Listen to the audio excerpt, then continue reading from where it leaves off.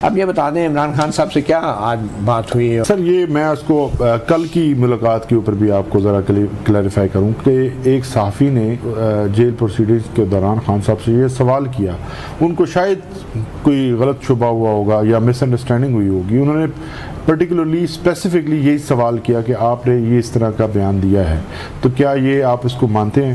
خان صاحب نے کہا میں نے بالکل ایسا نہیں کہا، انہوں نے کیٹیگوریکلی اس کو ڈینائی کیا۔ اس کے بعد انہوں نے کہا کہ ہماری جماعت کی ایک تاریخ ہے، ہم ہمیشہ سے پرامن رہے ہیں اور سب سے اہم موقع اگر ہمارے لیے تھا کوئی کہ کسی قسم کا احتجاج کیا جاتا تو وہ اس دن تھا جس دن میرے اوپر وزیر آباد کے اندر حملہ ہوا تھا، مجھے گولیاں لگی۔ 9 مئی کے لیے پرامن احتجاج کی کال خان صاحب نے نہیں دی؟ سر پرامن احتجاج کی کال ایک جنرل کال ہمیشہ سے، ایک ماحول تھا پیچھے۔ 14 مارچ کو خان صاحب کے گھر کے اوپر جس طرح سے 26 گھنٹے نہیں، لیکن اپنی گرفتاری کے حوالے سے کوئی کال نہیں دی تھی کہ اگر میں گرفتار ہو گیا، کیونکہ صبح ایک ویڈیو تو ان کی آئی تھی۔ ویڈیو جو آئی تھی اس میں انہوں نے کہا تھا کہ اگر آپ کو میری گرفتاری مطلوب ہے تو مجھے وارنٹ دکھائیں، میں آپ کو گرفتاری دے دوں گا۔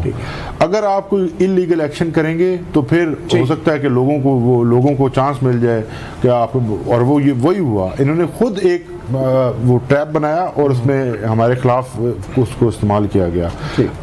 آپ دیکھیے کہ کس نے کہا تھا کہ سی سی ٹی وی فوٹیج جو ہے وہ چرائی جائے اور کون لے کر گیا سی سی ٹی وی فوٹیج جہاں سے۔ چلیں اب کوئی بتا دیں خان صاحب سے آج کی آپ کی کوئی ملاقات ہوئی، اس میں کیا؟ دیکھیے جی، سب سے بڑی جو چیز وہ یہ ہے کہ خان صاحب نے جو جسٹس عامر فاروق صاحب ہیں ان کے خلاف ریفرنس دائر کرنے کی جو درخواست ہے اس کے اوپر سگنیچر کر دی ہیں۔ بعد میں پھر پیچھے تو نہیں ہٹ جائیں کہ میری غلطی تھی؟ نہیں، دیکھیے جی، قاضی فائزہ کے خلاف بھی دیکھیے اس وقت ہم نے جتنا تحمل کا مظاہرہ کیا آپ کے سامنے ہے کہ 9 مئی اٹسیلف جس کی بات ہو رہی ہے، 9 مئی کو جس طرح سے ایک فیصلہ دیا گیا، اس کے بعد پھر ایک اگست کے اندر ایک فیصلہ آیا، پھر آگے اس کے بعد پھر سے ایسے فیصلہ جاتا ہے، لیکن فیصلوں کی بنیاد پہ تو ججوں کے خلاف ریفرنس سر تو نہیں جا رہا۔ بالکل آپ ٹھیک کہہ رہے ہیں۔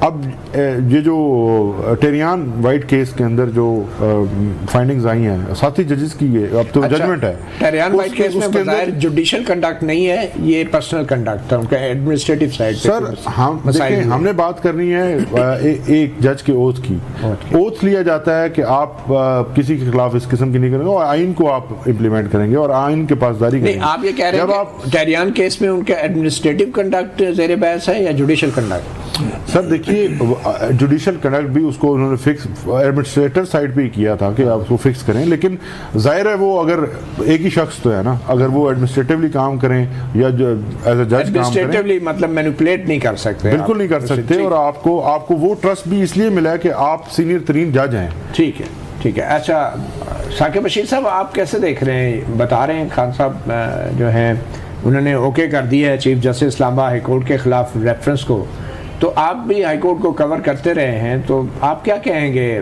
چیف جسٹس عامر فاروق کے حوالے سے؟ شاید کمپلین میں تو اور بہت ساری باتیں بھی ہوں گی، کچھ چیزیں تو ابھی آلریڈی پبلک ڈومین میں ہیں اور ججز نے خط بھی لکھا تھا، 6 ججز نے، تو آپ سمجھتے ہیں کہ وہ معاملات بھی زیر بحث آ سکتے ہیں جوڈیشل کونسل میں اگر یہ معاملہ ٹیک اپ ہوتا ہے؟ ایک تو جو کمپلینٹ سپریم جوڈیشل کونسل کے سامنے جائے گی وہ اس میں دیکھے گی میرٹس ہیں نہیں ہیں، وہ تو الٹیمیٹلی انہوں نے فیصلہ کرنا ہے کہ اس میں کیا ہے۔ یہ جو کچھ چیزیں جو ٹیریان وائٹ کیس کے حوالے سے یا اس قسم کی، یہ پریویسلی مطلب یہ آرڈر آیا تھا جسٹس طارق محمود جہانگیری جو نیا بینچ بنا تھا، انہوں نے تفصیلی فیصلہ دیا تھا۔ اس فیصلے میں انہوں نے کافی جو ہے وہ لکھی تھی کہ جو فیصلہ تھا ٹیریان کیس کا وہ کیوں ڈیلے ہوا، اس کے پیچھے وجوہات کیا تھی، تو وہ جو وجوہات ہیں اگر تو اس قسم کی ہوں گی تو وہ تو ڈیفینیٹلی پھر سپریم جوڈیشل کونسل جو ہے وہ اس کو دیکھے گی اور اس پر اس فیصلے میں بھی ایسے کوئی آبزرویشن تھی کہ نہیں، ایسا کوئی آبزرویشن ایسی کچھ بھی نہیں ہے، کوئی آبزرویشن نہیں تھی۔ فیصلہ بہرحال تھا، اس میں فیکٹس رپورٹ کیے گئے تھے، کب کیا ہوا، کیسے ہوا، کس طرح جو ہے وہ جو جسٹس کیانی ہے یا اس وقت کوئی بینچ تو ہے انہوں نے کہہ رہے تھے کہ انہوں نے نوٹ لکھا تھا رجسٹرار کو کہ اس کو جو ججمنٹ ہے وہ جو ہے وہ اناؤنس کر دی جائے، تو وہ اناؤنس نہیں ہوئی، تو اگر اناؤنس نہیں ہوئی تو اس کے تناظر میں کیا کیا واقعات ہوئے، سارے واقعات کا ذکر اس جسٹس جہانگیری صاحب کے جو 3 ممبر بینچ ہے اس میں موجود ہے۔ تو وہ fate ultimately supreme judicial council जो है वो देखेगी कि किस हद तक वो चीज़ें उसके आती हैं मिसकंडक्ट में या नहीं आती। ठीक है।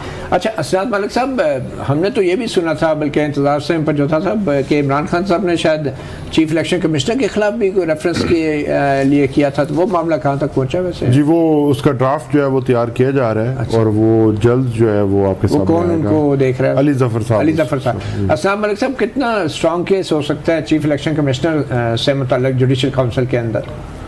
देखिए जी, अब वो उनके कंडक्ट के हवाले से पीटीआई क्या मटेरियल जो है वो अटैच करती है अपनी कंप्लेंट में कि जी किस तरह उन्होंने मिसकंडक्ट किया है।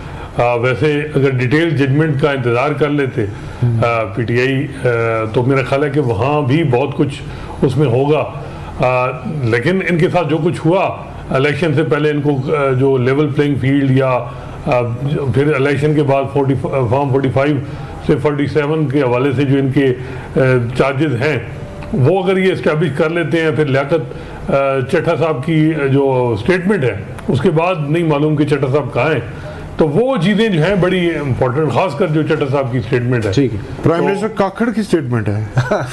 आप उन्हें गवाह बनाएंगे? वो आपके लिए गवाही देंगे? हम गवाही की बात नहीं करते, वो एक इंडिपेंडेंटली आप देखेंगे उनको। अच्छा, आप ये बताएं ना, चीफ जस्टिस काजी फैसला से मुताल्लिक भी आप जजेस कमेटी को कोई खत लिख रहे हैं, कंप्लेंट, ये किस कानून के तहत आप कर रहे हैं? सर देखिए, ये हमारा इस्तेकाक है, ये हमारा राइट है। वो तो आप शिबली फराज साहब ने भी लिख दिया है लेटर, राइट तो आपका है, जो मर्जी करें, लेकिन कानून सर देखिए, पब्लिक डोमेन के अंदर हमने कुछ चीजें सामने रखनी है और रिकॉर्ड का हिस्सा होनी चाहिए। मतलब सिर्फ पब्लिक डोमेन में लाने के लिए आप ये लेटरबाजी कर रहे हैं? अगर लेटरबाजी करनी हो फिर अखबार वालों को वो आप प्रेस रिलीज जारी कर देते हैं जजेस कमेटी के सामने। आज आप कंप्लेंट कर रहे हैं, कल आप जजेस कमेटी के फैसलों के खिलाफ अपीलें भी करेंगे।